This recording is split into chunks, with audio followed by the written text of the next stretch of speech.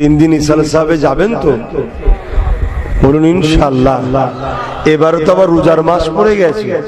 জি, এই রোজার মাসে ইফতারি করানো এই তিন দিন ইসাল সাহেবের অভিজ্ঞতা আমার প্রথম।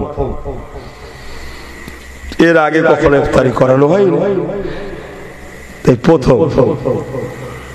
নলেজ সিটিতে দাওয়াত দিচ্ছে ইফতারের, দরবারও ইফতার হবে, দরবারে তো জায়গা সব ছোট।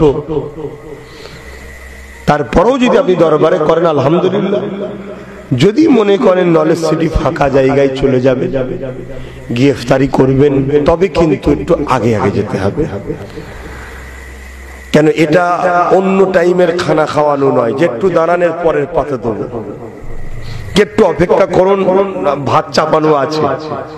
এটা আজান দিবার সাথে সাথেই করতে হবে, তাই তো নাকি? আপনি হঠাৎ করে 4টার সময় কি 5টার সময় ঢুকছেন, 10-20 হাজার লোক আর বসে আছে, আরো পাবো তখন। এই জন্যে আপনারা একটু আগে যাবেন, 3টের সময় পৌঁছে যাবেন।